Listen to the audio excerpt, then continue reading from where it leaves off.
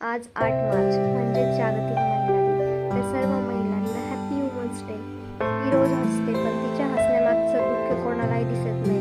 ती सकाळी उठते आणि सर्वात आधी घरासाठी उभी राहते, मुलांसाठी, नवऱ्यासाठी, सासू सासऱ्यांसाठी. पण कोणी तिला विचारतं का तुला काय हवं आहे?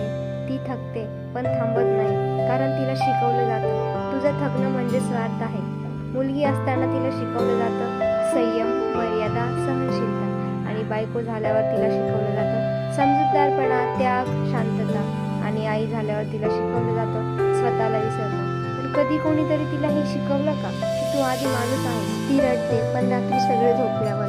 दिवसा तिला हसावंच लागतं, कारण घर चालवायचं असतं. ती बोलली तर तिला म्हणतात खूप बोलतेस, गप्प राहिली तर म्हणतात तिला काहीच कळत नाही. मग तिने करायचं तरी काय? स्त्री कमकुवत नाही तर ती मजबूत आहे. आज जर ती बोलते तर ती स्वतःला वाचवत आहे. आज गरज आहे तिच्या वेदना ऐकण्याची, तिच्या स्वप्नांना जागा देण्याची आणि तिच्या थकवायला समजून घेतो असं म्हणण्याची. कारण जर एक स्त्री सुखी असेल तर घर सुखी असेल, समाज सुखी असेल आणि देशही सुखी असेल.